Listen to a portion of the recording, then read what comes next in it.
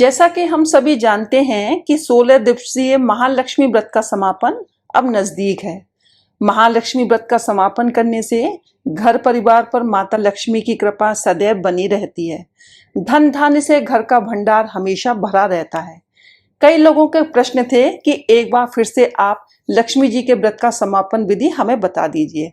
तो आज की वीडियो में मैं आपको एक बार फिर से व्रत समापन विधि और कुछ उपाय के बारे में बताऊंगी।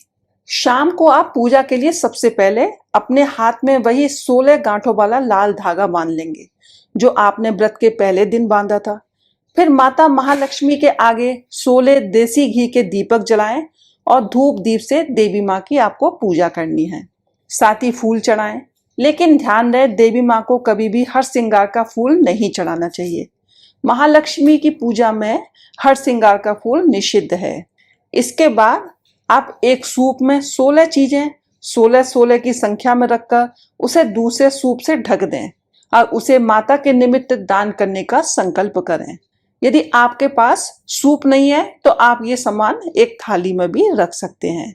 संकल्प के लिए ये मंत्र पढ़ें, क्षीरोदारण संभूता लक्ष्मी चंद्र सहोदरा। हे क्षीर सागर से उत्पन्न चंद्रमा की सगी बहन माता महालक्ष्मी, मैं ये सब कुछ आपके निमित्त दान कर रही हूँ। इस प्रकार संकल्प लेकर उस सूप को या थाली को वहीं रखा रहने दें। अब दीपक में ज्योति जलाकर यानी दीपक जलाकर माता महालक्ष्मी के मंत्रों का जाप कीजिए।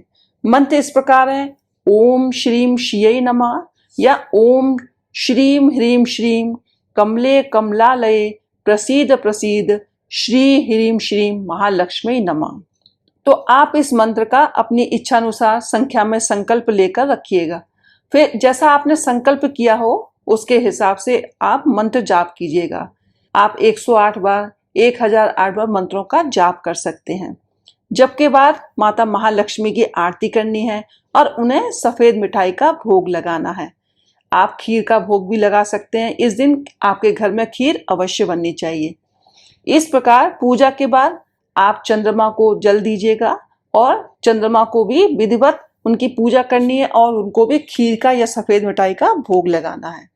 इसके बाद देखिए, अगर आप विवाहित हैं तो ऐसा कहा जाता है कि आज के दिन आप अपने जीवन साथी का हाथ पकड़कर, यदि जीवन साथी आपके पास उस समय घर में हैं तो उस दिन हाथ पकड़कर या आप अकेले ही 3 बार उत्तर दिशा की ओर मुंह करके पुकारें, माता महालक्ष्मी मेरे घर आ जाओ, हे माता महालक्ष्मी मेरे घर आओ, हे माता महालक्ष्मी मेरे घर आ जाओ।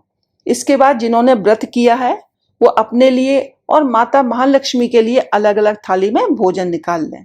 यदि आपके पास इस दिन चांदी की कटोरी हो तो माता महालक्ष्मी को आप चांदी की कटोरी में खीर परोसिएगा।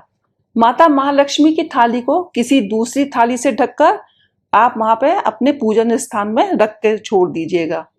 अगले दिन सुबह माता के लिए निकाली थाली का भोजन किसी गाय को खिला दें और सूप में रखा हुआ दान का सामान किसी लक्ष्मी मंदिर में दान कर देना चाहिए। इसके अलावा 16 गांठों वाले धागे को आप अपनी तिजोरी में संभाल कर रख सकते हैं। इस धागे को अपने पास रखने से आपके घर में धन धान्य की कभी कमी नहीं होती और आपके घर की सुख समृद्धि बनी रहती है। जो ये 16 गांठ का धागा है आप इसको पहन के भी रख सकते हैं। आप इसको 1.25 महीने या 1 महीना या 4 दिन 5 दिन आप इसको पहन के जरूर रखिएगा। चलिए अब मैं आपको बताती हूँ कि महालक्ष्मी व्रत समापन के दिन आप क्या उपाय कर सकते हैं। देखिए, अगर आप महालक्ष्मी की कृपा से अपनी धन संपदा में बढ़ोतरी करना चाहते हैं तो उत्तर दिशा की ओर मुंह करके कनक धारा स्रोत पढ़ते हुए दूध की धारा से माँ लक्ष्मी का अभिषेक करिएगा। यदि आपको कनक धारा स्रोत जैसे याद ना हो तो आपके पास उसे पढ़ने के लिए पुस्तक भी ना हो तो आप माता महालक्ष्मी का नाम लेते हुए उनका सुंदर ध्यान करते हुए दुग्ध धारा से लक्ष्मी जी का अभिषेक करिएगा। लेकिन अगर आपके घर में लक्ष्मी जी की ऐसी मूर्ति ना हो जिसका अभिषेक किया जा सके तो आप लक्ष्मी जी की मूर्ति के सामने एक साफ बर्तन रखिए और लक्ष्मी जी को देखते हुए इस भाव से कि आप उनका अभिषेक कर रही हैं उस बर्तन में दूध की धारा अर्पित करिएगा।